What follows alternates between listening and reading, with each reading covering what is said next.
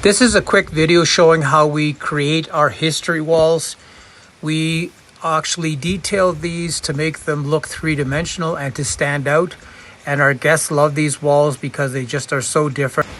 And they've never seen anything like it, which makes it even more exciting for them. And there's such a diverse collection. It's really interesting. The next day, these walls mellow out. They actually look all more similar to each other. So the process that we go through is the raw cement, white, spray paint, brown wash, and then a black wash, and then all the fine detailing, like filling in the card face hearts and the chest pieces and all these little details that we add into this process. Makes it actually stand out a lot. We have a lot of stamps that are made for these plaques. So we do these massive art wall installations. We have 400 different pieces, different art pieces. And basically what happens is we install them on the wall and then paint them white with spray paint. So they get completely covered, 2 or 3 coats depending on the piece, and we fill them in. So then what we do is we come back with a coffee wash and we detail them in a color like this. So what happens is this shows off the three-dimensionality of the piece. And if you can see here the difference, we have white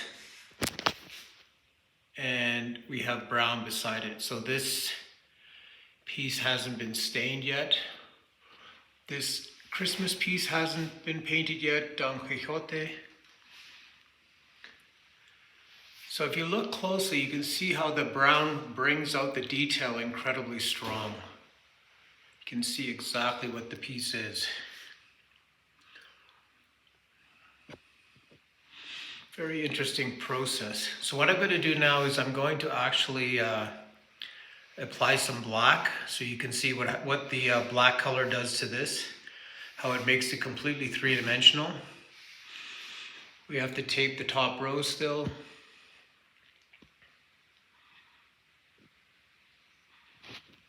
So we tend to do this in public spaces. This is the kitchen. So we like to show off this work and have a conversation piece for people to see. This is underneath a staircase. So again, this needs still to be painted with the coffee color.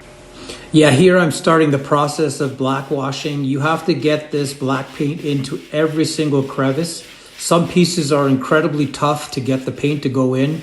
So it's back and forth, sort of working it in so it gets into any tiny little crevice.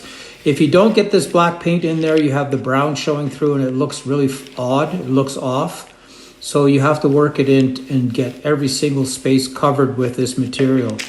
This is really watered down black paint, so it's really runny, but it has to be that way. If we use thick black paint, it just goes into the brown underlayer because it's not sealed too much. So by doing this with a really wet, watery mix, we can actually clean it up quite easily, as you're going to see.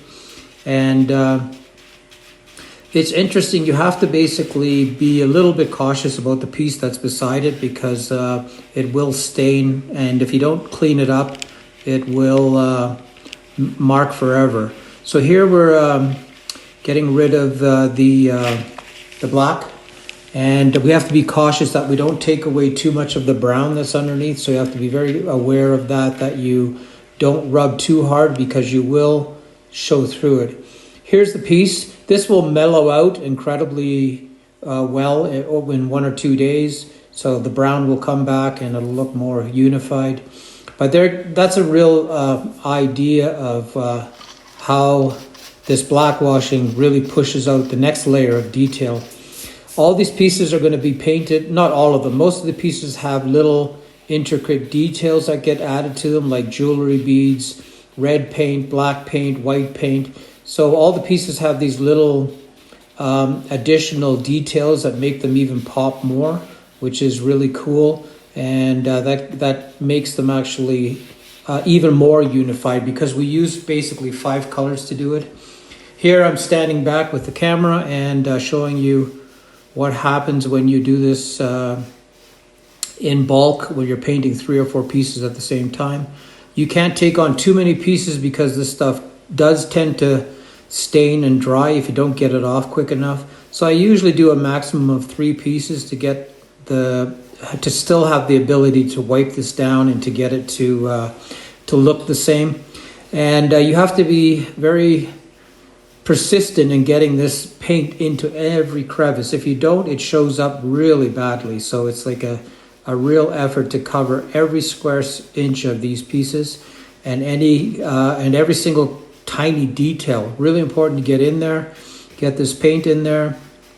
And we're doing everything with latex. You could not do this with oil or any other paint. You have to do this with a very simple latex, watered down to death so it doesn't soak into the piece so much. And what's really going to make this unified is the fact that these colors are all the same, but the texture is different on the plaques, meaning some pieces absorb more paint if they have more texture. Like this piece I'm painting right now has no texture, has no surface. So the paint doesn't enter so much as if it was a place that had lots of grooves and little crevices. We have lots of plaster pieces that get glued in. The square one there is, there's a piece that goes inside of it that we cast and we leave it unpainted so it stands out really beautifully in a white cement. We're going to cast it. So all these pieces have historical relevance. They mostly are from Europe. We have a lot of Egyptian pieces and a lot of fantasy pieces. And we have a lot of documents as well and some newspapers. And so it's quite diverse in the items that we're presenting here. There's 400 pieces that we have. I don't know how many pieces we have on this wall, but it is substantial. And it's a great talking pieces for these clients that come in because everyone recognizes certain pieces. If it's Da Vinci's Vitruvian Man or Vincent van Gogh's Sunflowers, whatever it is, or King Tut or whatever the fantasy pieces are or the chess pieces, everyone has their favorite pieces and something to talk about, which makes it really interesting to show this off to them. And everyone uses these pieces as a photo op. They're going to actually stand in front of it and do some Instagram posts with it. So it's good for our publicity to have this wall. And that's always what you have to consider, is that people love to take photos nowadays. And the extraordinary is always worth a photo shot. And we're just going to continue getting this wall ready. And when the wall is completely done, I will do a close-up video of this wall and show you everything that's everything completed and how nice it turned out. So I'm looking forward myself to getting all the details in place, like gluing in all the beads, painting the cards black and red, getting the chess pieces black and white, and that's when it really pops. Painting a lot of the flowers that are on these walls. There's a lot of flower pieces that we have. They get painted really nicely, and then they make sense. Once you paint the flowers and the colors, and the entire wall starts to make a lot more sense. So that makes it really, really beautiful.